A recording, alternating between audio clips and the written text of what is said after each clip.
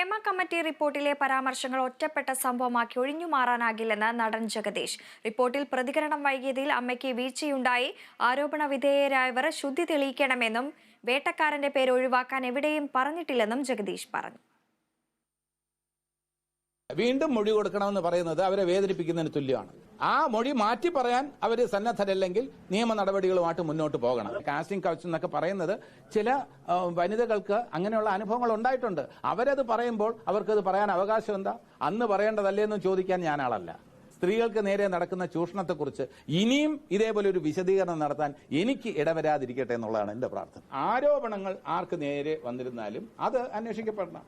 ഏതെങ്കിലും രീതിയിൽ ആരോപണം ഉണ്ടെന്ന് നിങ്ങൾക്ക് എന്തെങ്കിലും അറിവ് ലഭിച്ചിട്ടുണ്ടെങ്കിൽ നിങ്ങൾക്ക് ഉത്തരം നൽകാൻ ഞാൻ ബാധ്യസ്ഥനാണ്. ഇത് ഒറ്റപ്പെട്ട സംഭവം എന്ന് വിശദീകരിക്കുന്നത് അതിനോട് വ്യക്തിപരമായി എനിക്ക് യോജിപ്പില്ല.